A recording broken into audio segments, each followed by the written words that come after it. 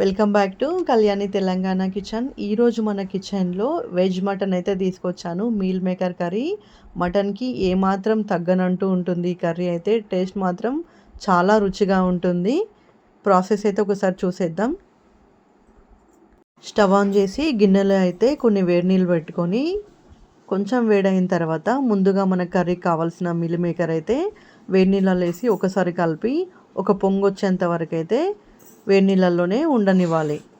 Gravy కోసం 4 medium size టమాటాలు తీసుకొని సన్న ముక్కలుగా కట్ చేసుకొని మిక్సీ జార్లో అయితే వేసుకొని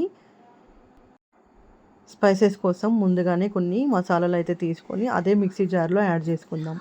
రుచికి సరిపడా ఉప్పు, కారాలు, పసుపు వేసుకొని కొంచెం ఫ్రెష్గా అల్లం వెల్లిపాయ అయితే దాంట్లోనే వేసుకొని మిక్సీ చేసుకొని పేస్ట్ లాగా అయితే తీసుకుందాం.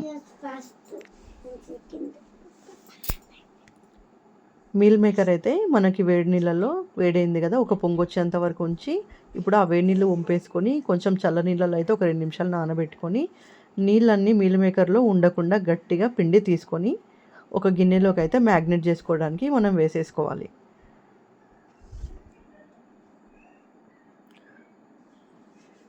ముందుగానే మసాలా ముద్ద రెడీ చేసుకున్నాం కదా, అది మొత్తం ఈ మీల్ మేకర్కి పట్టించి 10 to 15 మినిట్స్ అయితే మీల్ మేకర్కి పట్టేలా మసాలా పక్కన పెట్టేసుకోవాలి. ఇప్పుడు 2 మీడియం సైజ్ ఉల్లిపాయలు సన్న ముక్కలుగా కట్ చేసుకొని స్టవ్ ఆన్ చేసి 2 టేబుల్ స్పూన్ల ఆయిల్ అయితే వేసుకోవాలి.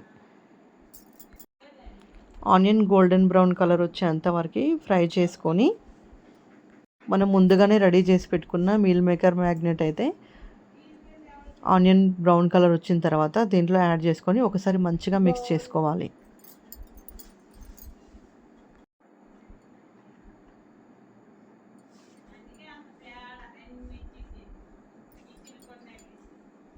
మసాలాలు మాడకుండా మీడియం ఫ్లేమ్లో పెట్టి కర్రీ మిక్స్ చేస్తూ ఉండండి మధ్యలో.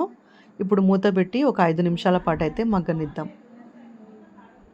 5 నిమిషాల తర్వాత మూత తీసి ఒకసారి కలుపుకుంటే మనకు మసాలా దగ్గర పడినట్టు అనిపిస్తుంది కదా. ఇప్పుడు గ్రేవీ కోసం ఒక గ్లాస్ వాటర్ అయితే మనం కర్రీలో యాడ్ చేసుకుందాం. కొత్తిమీర, పుదీనా అయితే వేసాను టేస్ట్ కోసం.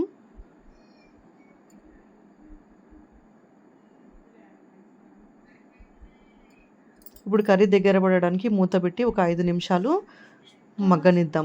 మధ్యలో కలుపుతూ కుక్ చేసుకోండి. ఆయిల్ పైకి తేలేంత వరకు కుక్ అయిన తర్వాత ఒక్కసారి కలుపుకొని సర్వ్ చేసుకొని అన్నంలోకి కానీ చపాతీలోకి కానీ తింటే ఈ కర్రీ చాలా టేస్టీగా ఉంటుంది. మరిన్ని టేస్టీ రెసిపీస్ కోసం మన ఛానల్ని అయితే ఫాలో అవ్వండి. Thanks for watching. Please subscribe.